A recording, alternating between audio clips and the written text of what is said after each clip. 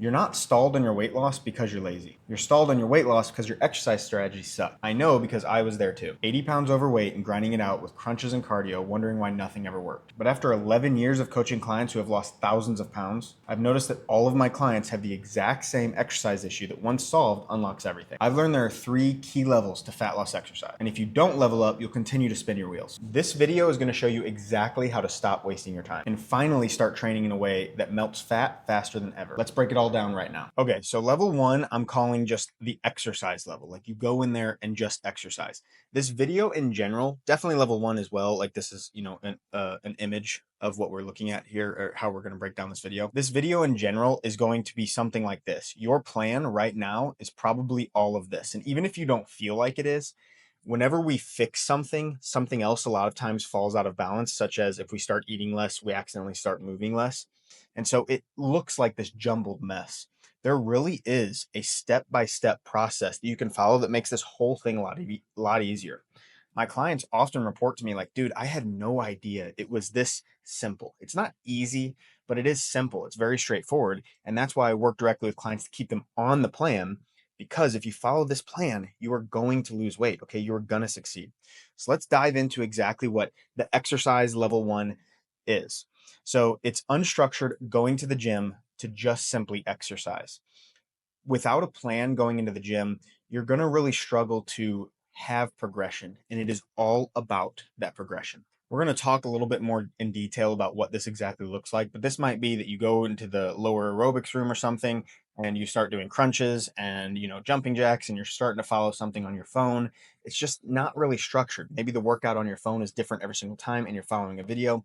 Whatever it is, there is no real plan in place. It's just movement for the sake of movement, which if you have to do something, that is going to be better than nothing, of course, but there's so much progress being left on the table. By the way, I have a new Craving Survival Mat. Let me go get it. Here it is. I have been so excited to reveal this. It is How to Survive Your Cravings. It's totally free. I find that most of my clients, their biggest struggle is actually getting through a craving. That if they got through that craving, they would no longer feel the guilt and start spiraling out of control. So this is talking about when you're bored, stressed, running on autopilot, tired, or actually hungry.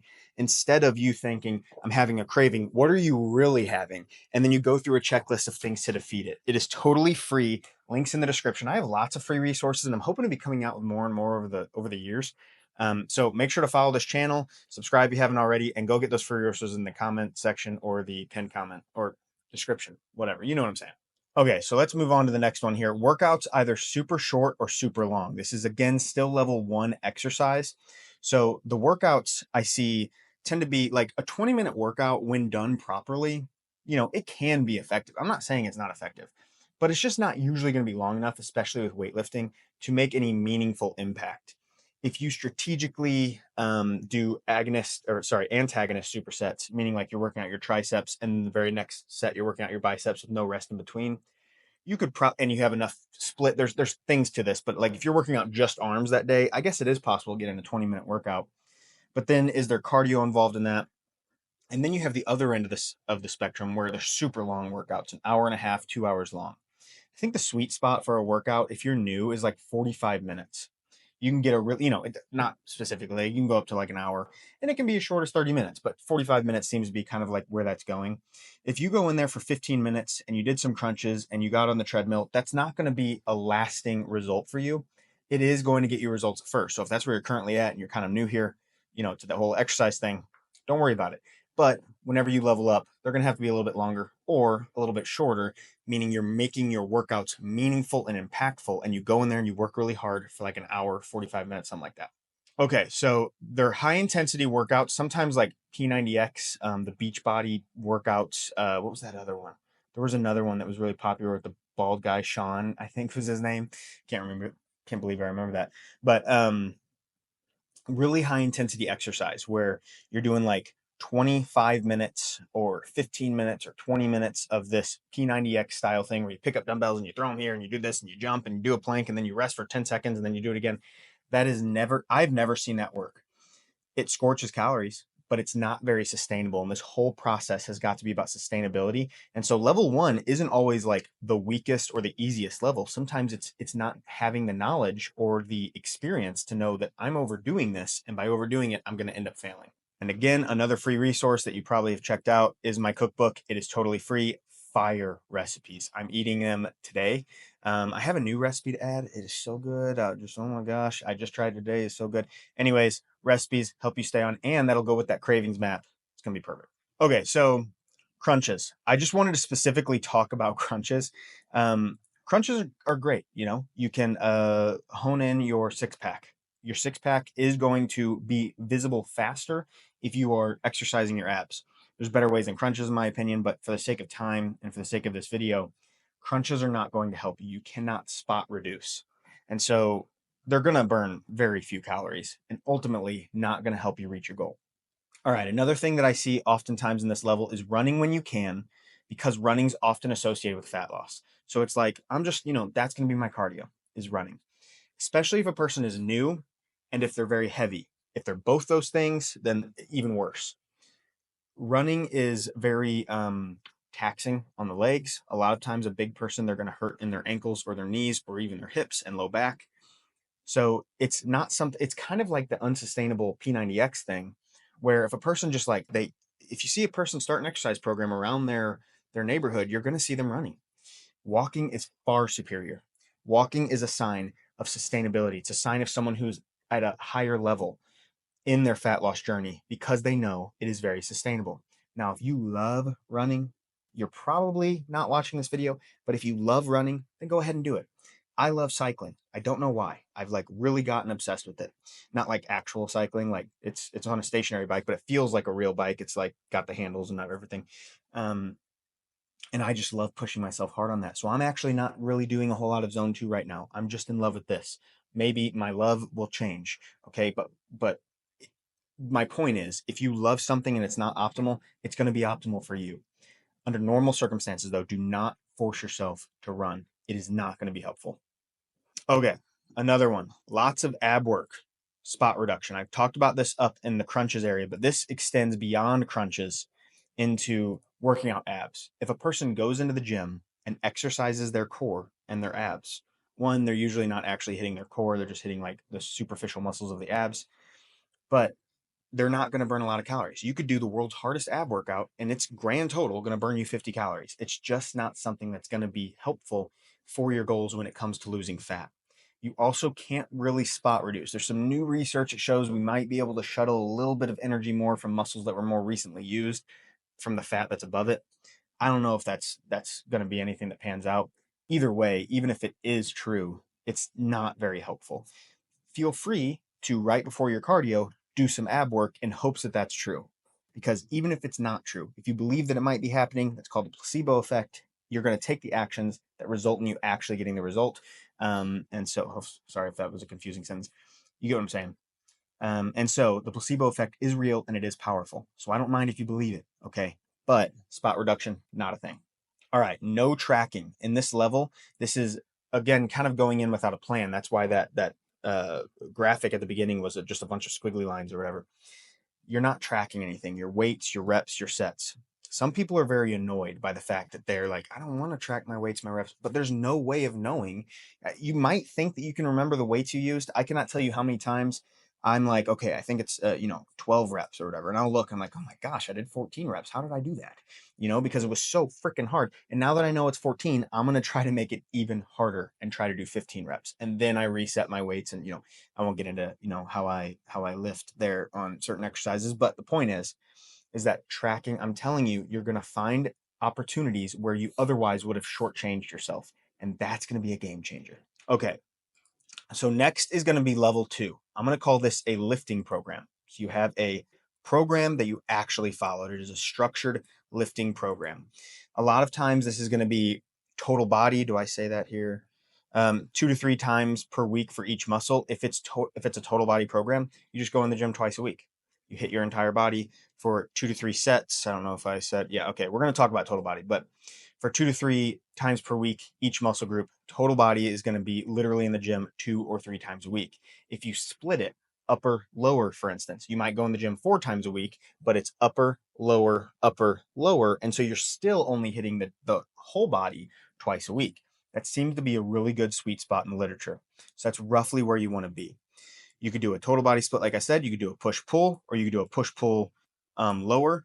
Uh, this push pull would be the entire body push pull. So it'd be like quads would go on your push day.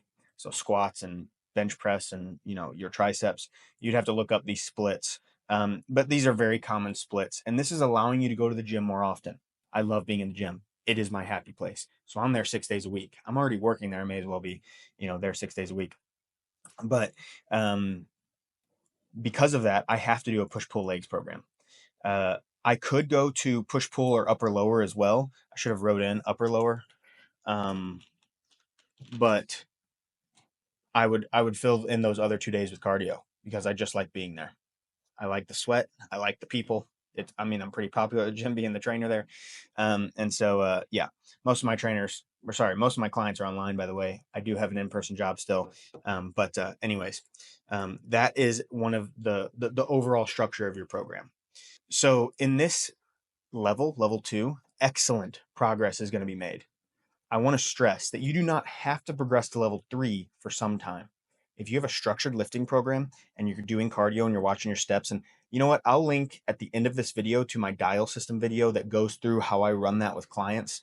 That'll really enlighten the entire process, which I think I talk about towards the end of this video as well, but it goes into a little bit more depth in that video.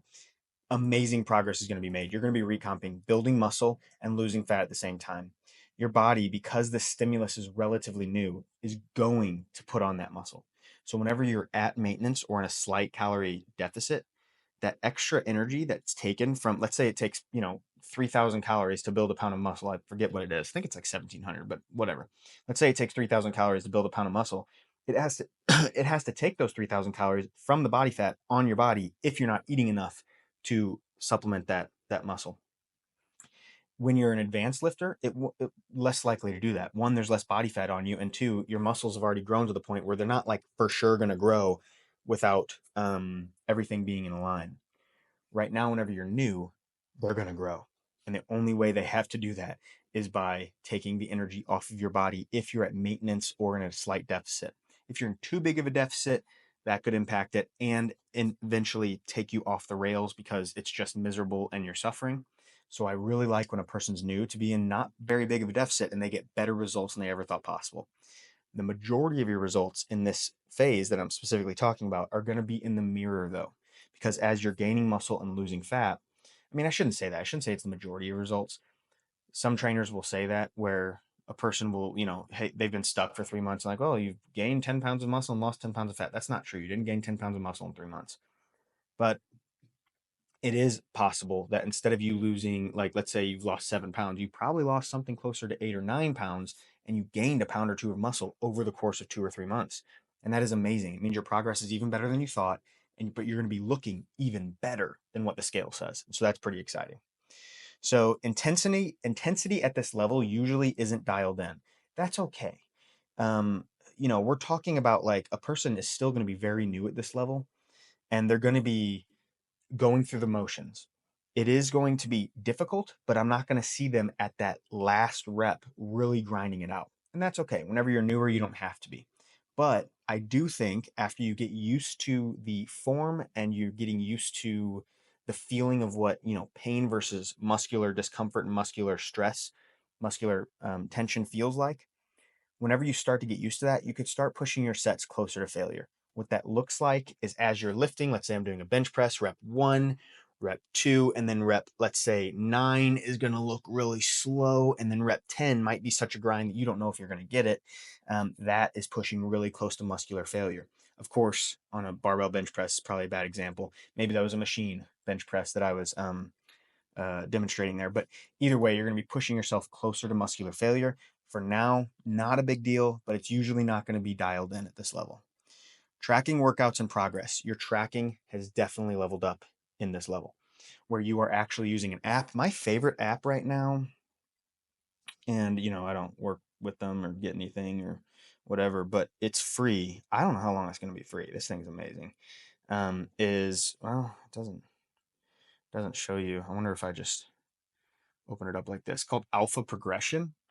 Ah, man, I missed the logo. Whatever. Alpha Progression on the App Store. You can have unlimited plans in there, which is one of the really cool. Look, a lot of those apps, the free ones, they won't allow you to have more than like two plans. You can delete your plan, just move on. But I love how I can keep collecting that data, and you can keep on progressing. I will say something that isn't in my notes here. As you're progressing your reps and sets, and you start adding reps, and then eventually, let's say your reps get to like 15, so you increase the weight, and then you kind of just keep doing that. There's more to it than that, but as long as you're progressing, progressive overload, you're going to get to a point where you're either one, getting bored of the exercises, or two, joints start to kind of hurt because you progress to a point where, maybe that exercise isn't the best anymore for you, or at least for a while isn't going to be good for you. For me, for instance, lateral raises, I got on the machine lateral raise. It was too much weight, I mean, I could do it, but it hurt my shoulder. My muscles were fine, but my shoulder, the joint started hurting. So that's whenever I would switch out those exercises. But until then, until your joints hurt or until you're getting mentally bored of that exercise, I would keep the exercises the same as long as you can. Because if you have, let's say, an incline dumbbell bench press and you start with 30 pounds for 12 reps, and you slowly progress all the way up to using 70 pounds per hand for 12 reps, why not? Why switch that? You're progressing, you're growing. Why not try to go for 75 pound, or I guess 80-pound dumbbells per hand? Why not continue to progress? Whereas if you change it, you have to kind of learn a new movement pattern. It takes you a while to hone in on that weight that you want, and then you have to build it up. But you're going to keep progressing. And that's whenever I started doing this, keeping the same program as long as it didn't hurt, as long as I was happy with it, keeping the exact same program, I have really grown in my strength. And that strength has resulted in muscle gain. And that is where I think I really unlocked the next level for myself. At least one of the things. But tracking your workouts, you're going to find that you are progressing. And that is what's going to be so key. So track your workouts. Alpha Progression is my favorite app right now. Usually at this level, a person isn't resting enough because they're getting kind of gung ho about this, and I'm all about it. But rest is where you're really going to grow. So don't neglect rest. Make sure to be focusing on your sleep. Make sure not to go into the gym too much. If something hurts, skip it for that day. Suck up your pride. Sometimes the harder thing to do is to say, you know what, I need a rest day. Don't do that unless you need it, though. Don't use that as an excuse. I've caught myself doing that in the past where you're all subject to that. Don't use it as an excuse. But assuming that you actually need the rest, please be resting enough. That's usually going to be about 2 days between hitting the same muscle group. So Monday and Thursday would be a good day if it's total body. For me, I do Monday and Tuesday, upper lower, and then push pull Monday and Tuesday, and then push pull on Thursday and Friday. Or I do Monday, Wednesday, Friday, push pull legs, and then push pull legs. If I need a little bit additional rest, push pull legs on Thursday, Friday, Saturday. If I needed a little bit additional rest, I'll switch to the upper lower or the push pull. Anyways, that was probably confusing, but make sure you're resting enough. Just let your body be your feedback. Cardio is non-existent or not improving. So two ways that you can go about here. Either a person is just in the gym lifting, which is cool, but you got to add in some cardio. It's good for your heart. It's going to help you live longer. It's going to burn calories. I don't care if you only burn 250 calories a day from the cardio. That is going to be a game changer. That's an extra half pound a week for free. I mean, I know you're putting in the cardio, you're putting in the work. That's an extra half pound a week. And people say like, oh, you can only eat 250 extra calories. That's huge. 250 extra calories. That's an entire bowl of Smart Pot popcorn. That is, an entire like sandwich. If you're having a craving, speaking of the craving survival map, if you're having a craving and you can make a sandwich to get through that craving, that's great. We have a panini maker, so the sandwiches taste fire, and it's just a sandwich. It's deli meat and two slices of bread and some cheese. Anyways, or it's not improving. That's the other way that your cardio can go. So if a person isn't improving their cardio, what that looks like is that they step on the treadmill. Let's say they do, 3 miles an hour at 0% incline. They just do that. They just, that's fine if you're like just getting steps. But if you're trying to improve your cardio, that 3 miles an hour eventually is going to get easy. And now you're burning less calories unless you step it up. That is a good thing. I hear people complain about that. Oh, now I have to do more. Now I have to go further in order to burn the same number of calories. Yes, because you're better. Congratulations. You now have the ability to burn more calories, but we have to use that ability. So for me on the bike, at first, a while ago, I was only able to put out like 150 watts without getting tired. the bike would tell me how many watts I was putting out, which is just like a unit of a measurement of power. So I was only putting out 250 watts. Now I'm able to consistently put out 220, 230, and that's really just kind of like going. I'm not really trying. I can easily, if I pushed, get up to 330, almost 400, pushing 400 watts. At least that's what it says on the bike. I don't know. Either way, I think it's consistent on the bike, and I'm pushing, harder, much harder, almost double than what I used to at times. And so I'm using that improved fitness. And now in the same 20 minutes that used to probably burn somewhere around 200 calories, now I bet I'm burning something like 300 calories in the same 20-minute workout. So if I wanted to go 40 minutes, I would be burning 600 calories, roughly. We'll say 500. In 30 minutes, I can burn 500. I don't forget, in 40 minutes, I guess I can burn 500 calories, as opposed to I used to only be able to do 20 minutes and burn 200 calories. Hope that makes sense. But your ability to increase your cardio, so on the treadmill, that might be, I should definitely give this an example, that's by far the most common one, is if you were walking at 3 miles an hour, 3% incline, get to 4% incline when it's still zone 2 for you. If it's, relatively easy at 4% incline, go up to 5, go up to 6. Use that improved fitness, and you're going to be burning more calories for free, meaning you don't have to put in extra time, just extra work. And I love putting in the extra effort. I don't necessarily like putting in the extra time. So okay, level 3. This is going to be your full system. We'll see. I'll kind of hit back on this, but this is in my dial system video. Probably, I don't know if it's going to be a little bit different, but either way, my dial system video is going to be at the end. I think you're really going to like it if you want to kind of like put together your entire plan. So lifting program, as discussed, it's the same thing. You're having that lifting program. You have a push pull legs or something, whatever split you end up going with, and you're doing proper intensity. You're getting close to failure on every single set. Some sets you actually take to failure on accident, or purpose. I do it on purpose a lot because I just like it, but you're not technically supposed to very often, at least not super often. So anyways, proper intensity. You're also doing injury prevention. This is something that I'm relatively new to. Mobility, resting properly. We talked about rest, and stretching. For me, stretching out my hamstrings has been so good for me. The muscles that are tight on you, stretch those muscles. Make that a 5-minute thing at the end of your workout. I like it because it almost has become this, like, I've earned this moment of just quiet and stretching, but also mobility work. I don't know the names of all these. As long as I've been in this industry, I don't know the names of all these like exercises for mobility, but I think it's called like a 90-90 stretch, where you kind of lay to one side and your legs are bent to 90 degrees, and then you swap them over to the other side, sitting on the ground more and moving through ranges of motion that you otherwise couldn't. With time, you will get better and better, and you'll be able to do things you couldn't do.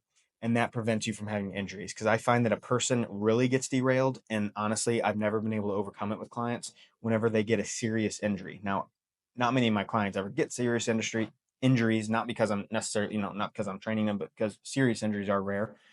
But whenever a person does end up with a serious injury, such as a muscle tear in their quad or something like that, like a big tear, it's really hard to overcome that. I mean, we work through it. We do upper body stuff only, stuff like that, but it is hard. If you can't walk properly, it is hard. So just be doing your mobility work. A really good channel for this, I won't leave you with just do mobility work, is Strength Side. I really have been a big fan of that channel lately.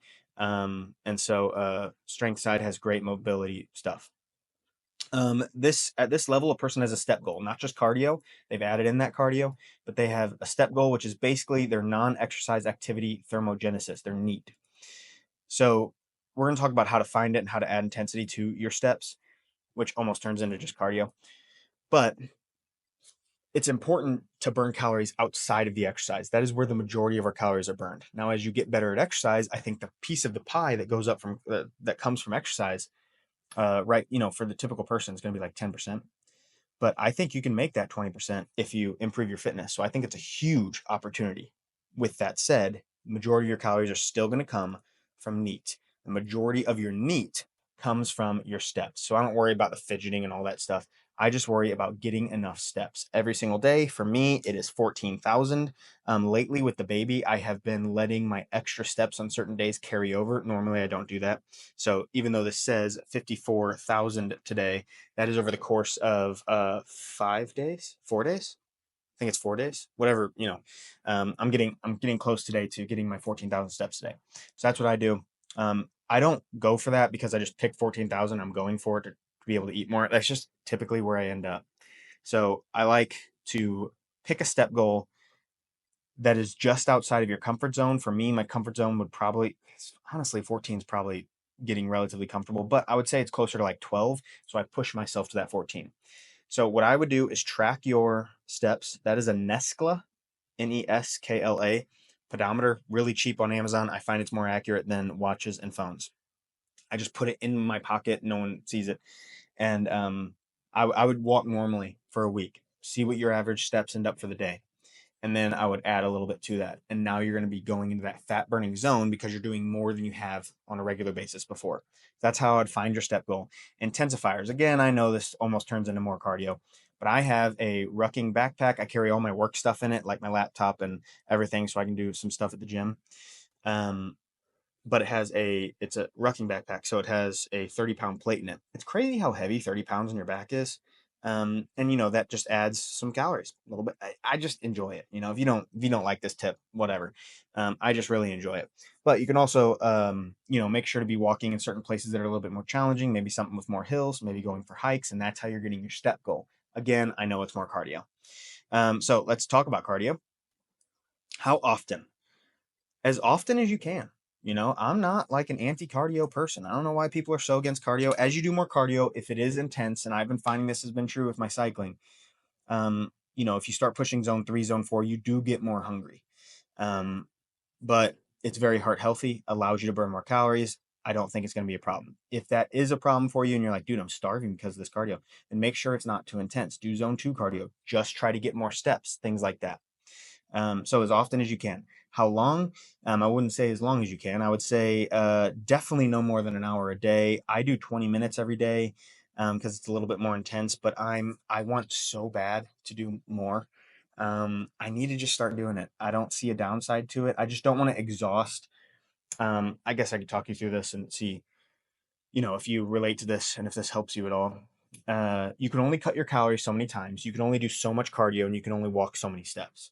So I like to save the increases or the decreases in calories or whatever for whenever I feel like I'm stuck and I need something else.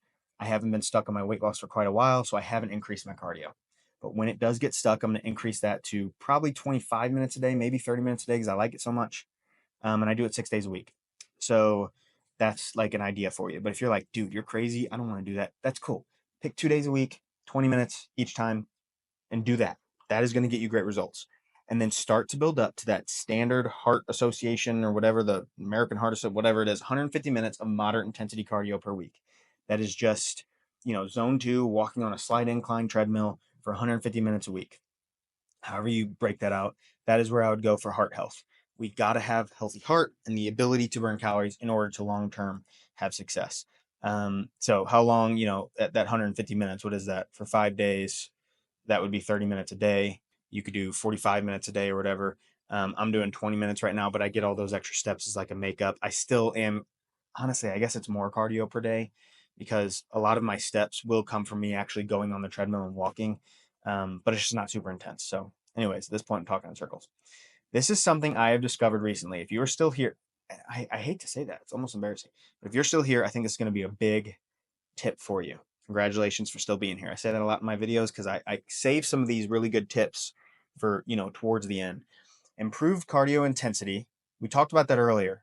Improving your intensity as your fitness improves. You're going to have the ability to scorch calories. So imagine 30 minutes. We'll just take one cardio session per week. I know it's not realistic, but just for the purpose of an illustration here. Let's say you do one cardio session for 30 minutes per week and you walk at a 3% incline at 3 miles an hour.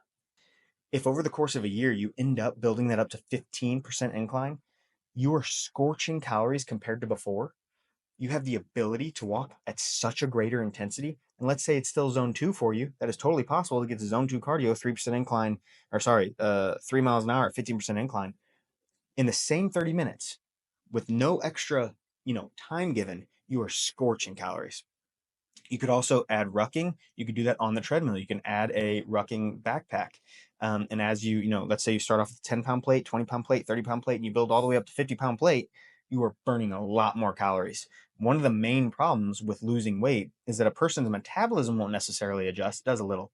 But the biggest difference is that they are carrying around so much less body fat that it's easier. It's way easier. That's a good thing. We want that. But we can kind of add that intensity back in through rucking with a 50-pound plate.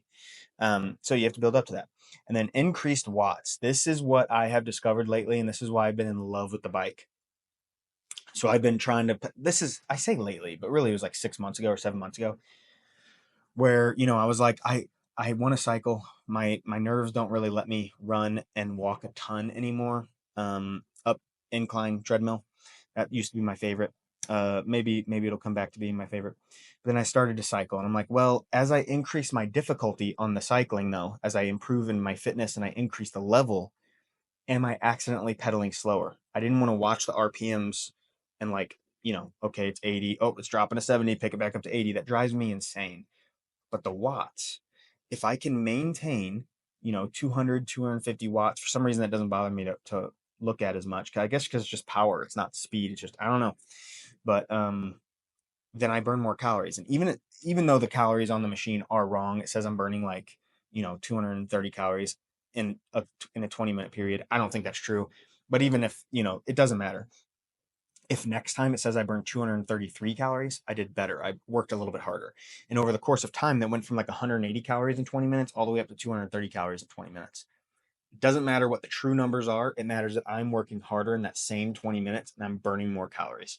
So that's what it's all about, those increased watts. That means I'm using my improved fitness. I absolutely love it. And so diet, I'm going to mention my cookbook one more time. If you don't already have my cookbook, it is absolutely delicious. You're going to love it. Cheesy Mexican protein rice is my favorite right now. I have been saying that for a while, but it's just still my favorite. So your diet has to be on point. This is where level 3 really comes into play. I know that this isn't exercise and this video is about exercise, but your diet will, I have said in the past, stand by it. You can out exercise a bad diet. Not forever. It's not sustainable. But there are videos out there where people eat 10,000 calories of junk, because that's the only way to really eat 10,000 calories, and they burn off 10,000 calories. Are they actually burning off 10,000 calories? I don't know. But they're burning off a ton of calories. Is it sustainable? No, you can't work out that long for, forever. But long term, you can't really out exercise a bad diet. You could, I guess, if you just walked a bunch. If you had 25,000 steps a day, it'd be really hard to eat enough to make up for that. But you get what I'm saying. So your diet has to be on point, or all of this is for nothing. So yeah, avoiding cravings. And I wrote this before I got this thing printed. So something cool is coming, and that's this. I love this thing.